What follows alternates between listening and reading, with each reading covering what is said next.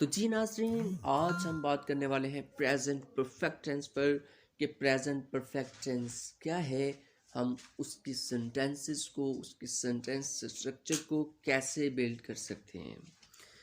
तो चलिए नाज़रीन, अपने लेक्चर को स्टार्ट करते हैं।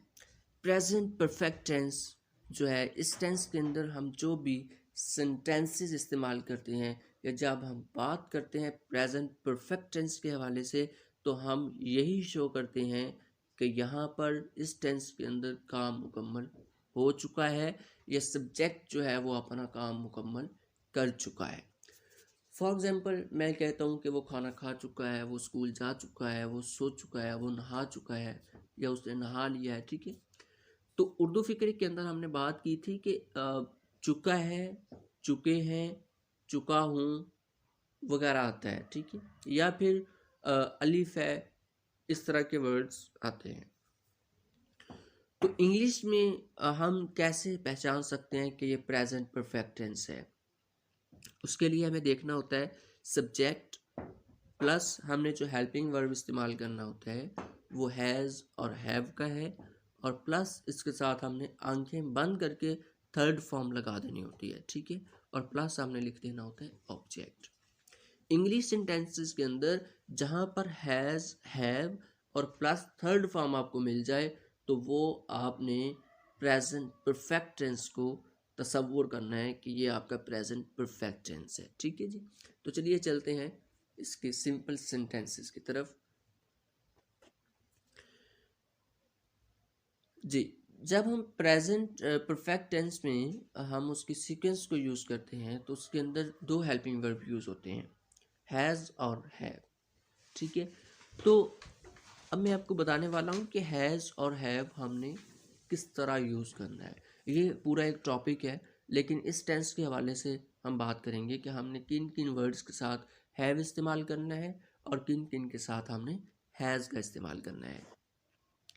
तो the students, present perfect tense में ही, शी, इट के साथ हमने हैज़ का यूज़ करना है।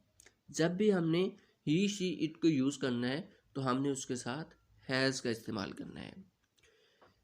तो नेक्स्ट हम बात करते हैं हैव के हवाले से। हैव जो है उसमें हमने आई, वी, दे, यू के साथ हमने हैव का इस्तेमाल करना है।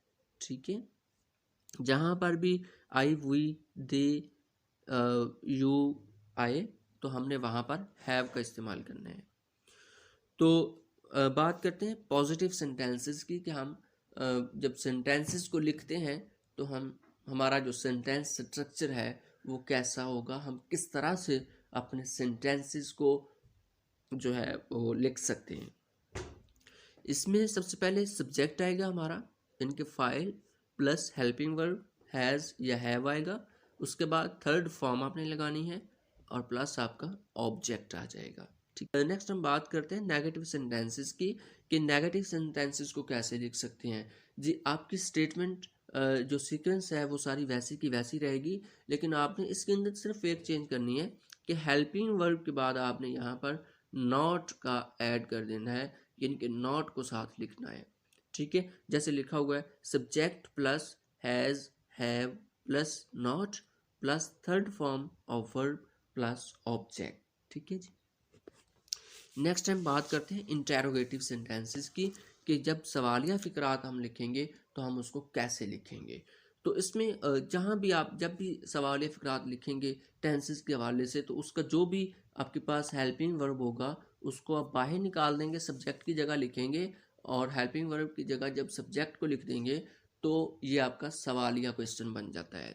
ठीक है, जैसे ये यहाँ लिखा हुआ है हैज़ या हैव, हमारे पास हेल्पिंग वर्ब था और इसको हमने लिख दिया सब्जेक्ट की जगह पर, और जहाँ पर ये हेल्पिंग वर्ब थे वहाँ पर हमने लिखने सब्जेक्ट। ठीक है, प्लस थर्ड फॉर्म आएगी वर्ब की और प्लस हमारे पास ऑब्जेक्ट होगा।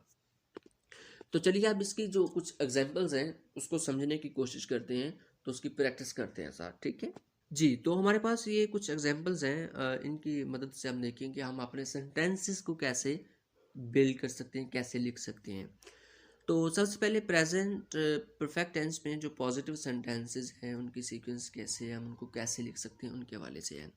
तो यहाँ पर लिखा क्या है, he has completed his work, कि उसने अपना काम मुकम्मल कर लिया है या वो अपना काम मुकम्मल कर चुका है।